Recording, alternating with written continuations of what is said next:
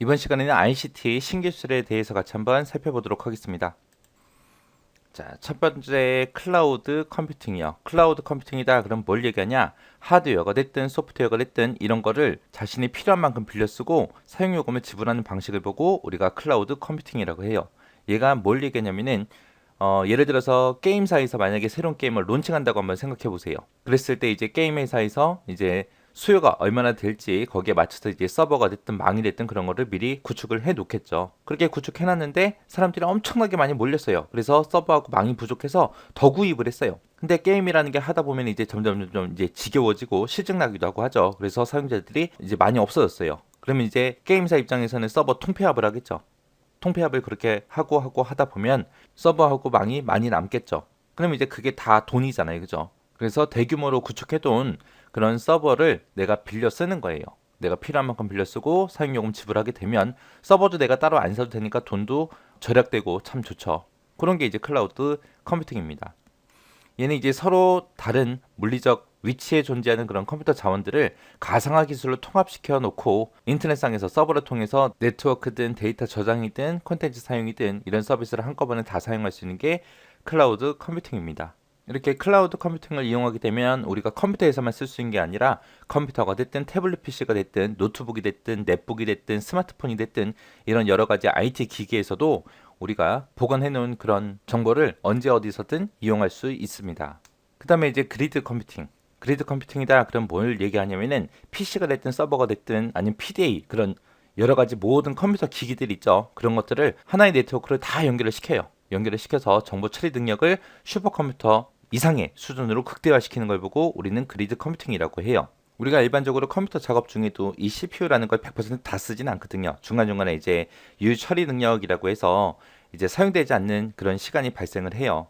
그래서 우리가 쓰고 있는 이런 개별 컴퓨터를 광통신, 초고속 네트워크로 전부 다 연결을 시켜요. 연결시켜서 이렇게 CPU가 사용되지 않는 그런 유효 자원을 전부 다 공유해서 특정 작업에 전부 다 집중을 시켜요. 집중을 시켜서 작업 속도를 무한정 그렇게 향상시킬 수 있는 그런 기술을 보고 우리가 그리드 컴퓨팅이라고 그렇게 부릅니다. 그래서 지리적으로 분산되어 있는 그런 컴퓨터들을 초고속 인터넷 망을 이용해서 연결을 해요. 그래서 쉬는 시간들을 전부 다 공유를 합니다. 공유를 해서 하나의 고성능의 컴퓨터처럼 그렇게 활용하는 기술을 보고 그리드 컴퓨팅이라고 합니다.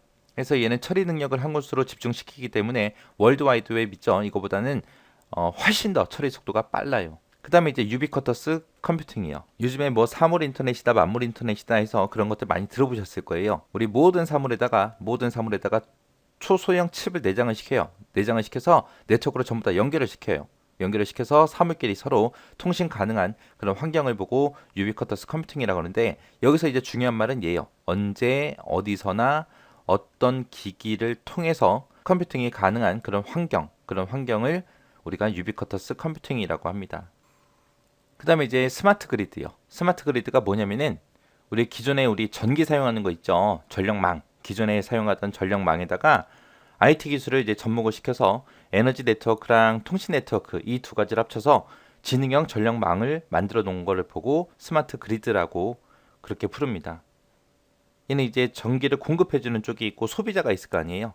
이 둘 사이에 실시간으로 전기 사용에 관한 그런 관련 정보를 주고받고 해요. 그래서 에너지 사용을 최적화시킬 수 있는 그런 차세대 전력망 사업을 보고 우리가 스마트 그리드라고 그렇게 부릅니다. 스마트 그리드라는 게 이제 개발되면서 에너지 효율이 되게 최적화됐어요. 그리고 우리 전기 자동차 전기 충전하잖아요. 그런 것도 이제 할 수 있게 됐고요. 그리고 우리 집집마다 이제 태양광도 많이 설치하잖아요. 그런 것도 안정적으로 이용할 수 있도록 그렇게 된 거예요. 해서 전기 생산부터 시작해서 소비까지의 전 과정을 정보통신 기술을 접목시켜서 에너지 효율성을 높이는 그런 지능형 전력망 시스템을 보고 우리가 스마트 그리드라고 그렇게 부릅니다.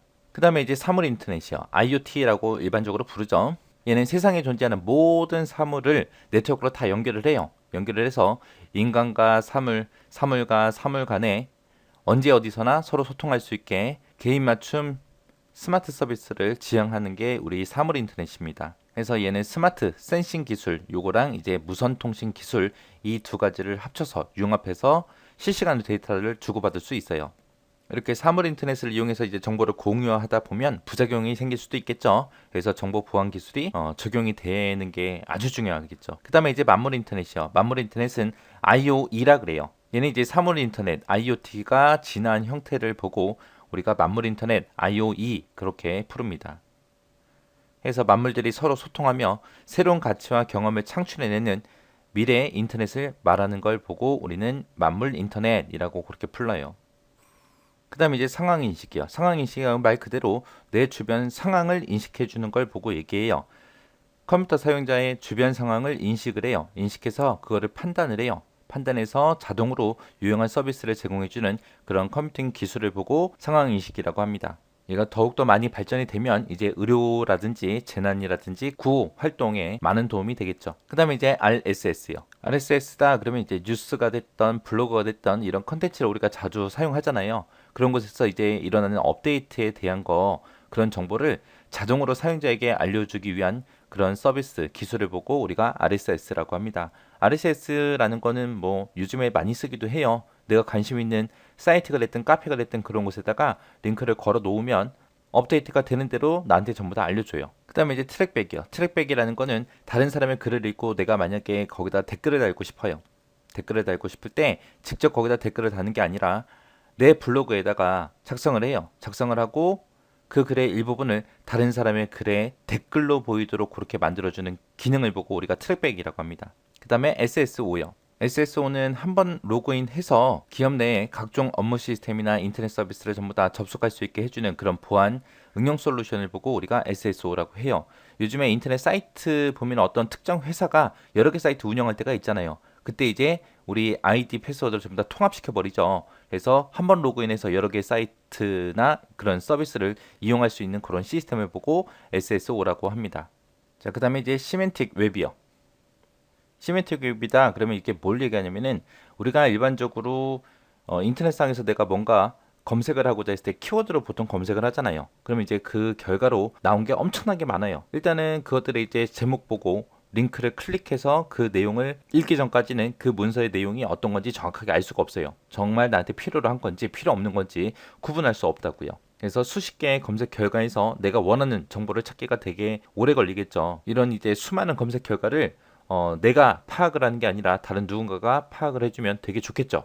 그런 일을 해주는 게 이제 시멘텍 웹이에요. 그래서 시멘텍 웹이라는 게 컴퓨터가 직접 정보의 뜻을 이해하고 조작할 수 있는 그런 차세대 지능형 앱을 보고 우리는 시멘텍 웹이라고 그렇게 부릅니다.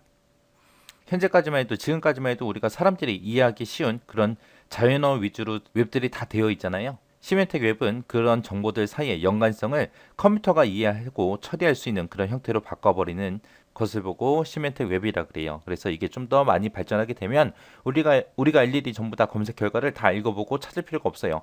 얘가 전부 다 알아서 해주고 정확한 결과를 나한테 갖다 줄 겁니다.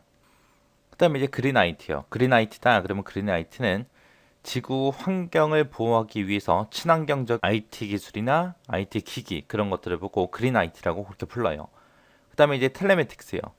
텔레매틱스다 그러면 이제 자동차에다가 정보통신 기술이랑 정보 처리 기술 이 두 가지를 융합해서 만들어 놓은 거예요. 융합해서 운전자한테 다양한 멀티미디어 서비스를 제공하는 걸 보고 텔레매틱스라고 합니다. 텔레매틱스 요게 이제 개발이 되고 나면 이제 뉴스 같은 것도 우리가 차에서 그냥 볼 수 있고요.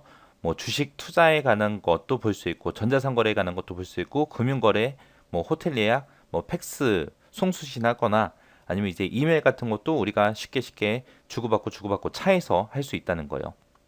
그리고 내가 만약에 사고가 났다 그랬을 때 이제 내 위치를 119에다가 대신 전달해주는 그런 기능도 다 들어갑니다. 그런 게 이제 텔레매틱스다라고 그렇게 기억하시면 돼요. 그 다음에 이제 위치 기반 서비스요. 위치 기반 서비스는 말 그대로 우리 통신 기술이랑 GPS 그리고 컴퓨터에 저장된 데이터베이스 이런 거를 이용해서 주변의 위치가 됐던 부가 서비스 이런 것들을 제공하는 그런 기술이에요. 그래서 현재 위치 정보가 됐든 실시간 교통 정보가 됐든 이런 다양한 서비스를 제공하는 걸 보고 위치 기반 서비스라고 합니다. 그 다음에 이제 올 IP요. 올 IP다 그러면 이제 말 그대로 전부 다 IP로 묶어버리는 거예요. 우리가 사용하던 유선 전화망이 됐던 무선망이 됐던 패킷 데이터망이 됐던 이런 것들을 전부 다 IP 기반으로 해서 하나의 통신망으로 통합해서 음성이나 데이터 멀티미디어 이런 정보들을 전송하는 그런 기술을 보고 올 IP라고 합니다. 그 다음에 눈동자 인식이요. 눈동자 인식은 요즘에도 쓰고 있죠. 카메라를 이용한 모션 인식 기술을 확장해서 만들어 놓은 걸 보고 얘기해요. 그래서 스마트폰에서 우리가 동영상을 시청하다가 눈을 떼요. 눈을 떼면은 일시정지를 하고요. 그리고 다시 스크린을 쳐다보게 되면 영상은 다시 재생되도록 하는 그런 기능을 보고 눈동자 인식이라고 합니다. 안구 인식이라고 그렇게 부르죠. 그 다음에 이제 빅데이터예요. 빅데이터다 그러면 큰 데이터를 보고 얘기하는 거죠. 우리 예전에 비해서 이제 스마트폰도 많이 이제 빠르게 확산됐고요. 그 다음에 소셜 네트워크 이런 것도 활성화가 됐고 사물 네트워크 이런 것도 확대가 됐어요. 그래서 데이터가 폭발적으로 많이 늘어났습니다. 기존의 방법으로 데이터를 관리하거나 분석하기가 너무 어려워요. 그런 이제 막대한 양의 데이터 집합을 보고 우리는 빅데이터라고 합니다. 그 다음에 이제 와이브로요. 와이브로는 무선 광대역이라는 뜻이에요. 무선 광대역을 의미하는 거고 휴대폰이 됐든 노트북이 됐든 PDA가 됐든 이런 모바일 기기를 이용해서 언제 어디서나 이동하면서 고속으로 무선 인터넷에 접속을 해서 우리가 서비스를 이용할 수 있는 걸 보고 와이브로 광대역이라고 합니다. 그 다음에 UWB요. UWB는 근거리에서 짧은 거리에서 컴퓨터랑 주변 기기 아니면 가전제품 이런 것들을 서로 연결을 해요. 연결해서 초고속 무선 인터페이스로 개발된 게 우리 UWB입니다. 얘가 뭘 얘기하냐면 우리 컴퓨터랑 우리 TV 무선으로 연결해서 TV를 이제 무선 모니터처럼 그렇게 쓸 수 있는 거 해서 이제 뭐 동영상을 본다거나 게임을 하는 거를 우리가 TV를 통해서 본다거나 인터넷 같은 것도 이제 TV를 통해서 이제 TV 화면을 통해서 우리가 할 수 있는 그런 거를 보고 UWB라고 합니다. 그 다음에 이제 지급이요. 지급이라는 거는 저전력, 저비용, 저속도로 2.4GHz를 기반으로 하는 홈 자동화 데이터 전송을 위한 그런 무선 네트워크 규격을 보고 우리는 지급이라고 합니다. 무선 규격이에요. 무선 규격. 규격을 보고 지급이라고 하고요. 얘는 전력 소모를 최소화한 게 특징입니다. 그래서 저전력, 저비용, 저속도. 근거리 통신과 유비쿼터스 컴퓨팅을 위한 그런 기술을 보고 지급이라고 해요. 얘는 무선 네트워크 규격이다. 그냥 짧은 거리에서 이제 사용하는 거다. 그런 규격을 지급이라고 한다라고 그렇게 기억하시면 됩니다.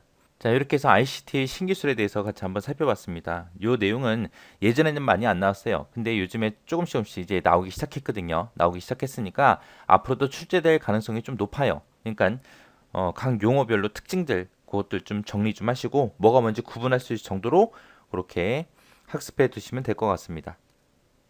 자, 유비쿼터스라는 거는 라틴어로 편재하다라는 뜻을 가지고 있고요. 이게 이제 보편적으로 존재한다라는 의미로 이제 사용되는 말입니다. 얘는 이제 사용자가 컴퓨터나 네트워크에 의식하지 않고 장소에 관계없이 자유롭게 네트워크에 접속할 수 있는 그런 환경을 얘기하는 거예요. 그래서 우리가 스마트폰 가지고 인터넷 할 수 있잖아요. 그죠? 버스가 됐든 지하철이 됐든 집이 됐든 걸어 다니면서도 할 수 있고요.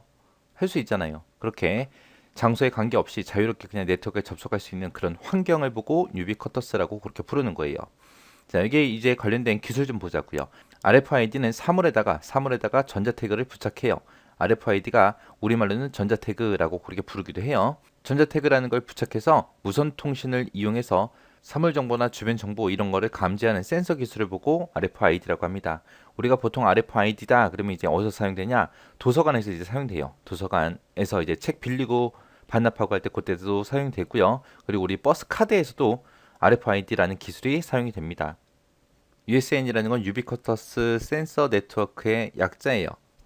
그래서 얘는 모든 사물에 부착된 RFID 태그 또는 센서 이런 걸 통해서 탐지된 사물의 인식 정보 있죠. 인식 정보라든지 아니면 주변의 온도, 습도, 위치 정보, 압력, 오염, 균열 정도 이런 환경 정보 이런 거를 네트워크랑 연결해서 실시간으로 데이터를 수집하고 관리하는 그런 네트워크 시스템을 보고 USN이라고 그렇게 불러요. 그래서 이런 거는 이제 텔레메틱스가 됐든 동물 관리가 됐든 교통 관리가 됐든 공해 감시, 유통 분야, 물류 분야, 홈 네트워크 이런 거의 모든 분야에서 다 응용해서 사용할 수 있는 게 USN이라는 기술입니다. 그래서 유비쿼터스하고 이 관련된 용어가 시험에 요즘에 자주 나오고 있으니까 그 개념 정도는 정확하게 파악을 하시기 바랍니다.